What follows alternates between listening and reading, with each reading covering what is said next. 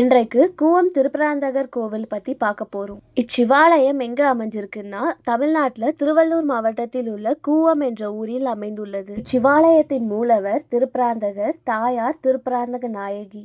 இக்கோயிலில் உள்ள மூலவர் சிவலிங்கமாக உள்ளார். இந்த லிங்கம் மணலால் ஆனது அப்படின்னு சொல்றாங்க. இவருக்கு பூஜை செய்யும் போது கூட அர்ச்சகர்கள் இவரை தொடுவதில்லை அப்படின்னு சொல்றாங்க. மூலவரை தொடாமலேயே அனைத்து பூஜைகளையும் செய்கின்றனர்.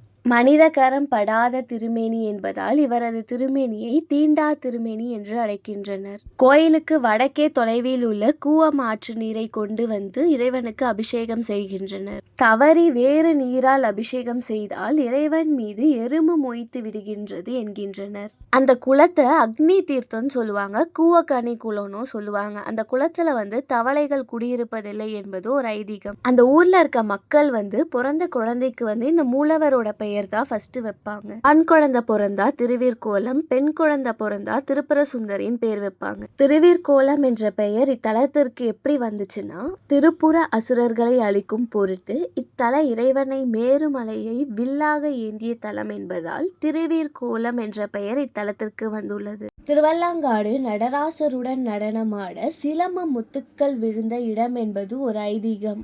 கூவம் திருப்பராந்தகர் கோவில் என்பது திருஞான சம்பந்தரால் பாடப்பெற்ற தலங்களில் தொண்டை நாட்டு தலங்களில் ஒன்றாகும். தல விச்சகம் வில்வம்.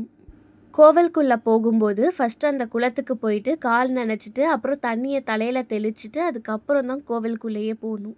மூலஸ்தானத்துல சாமி கும்பிடும் போது ஒரே சைடா இருந்து மட்டும்தான் சாமி கும்பிடணும். அதே சைட்ல அப்படியே வெளியே போயிடணும். பூஜை செஞ்சு முடிச்சுட்டு அர்ச்சகர் மக்களோட கையில படாம தான் விபூதி குங்குமம் கொடுப்பாங்க.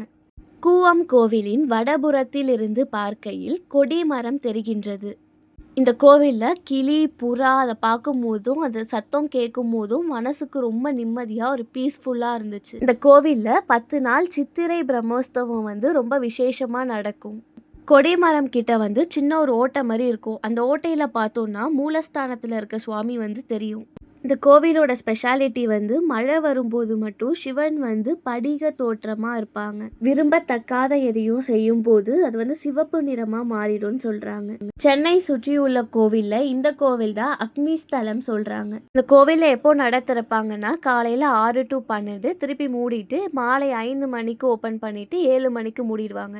தேங்க்யூ.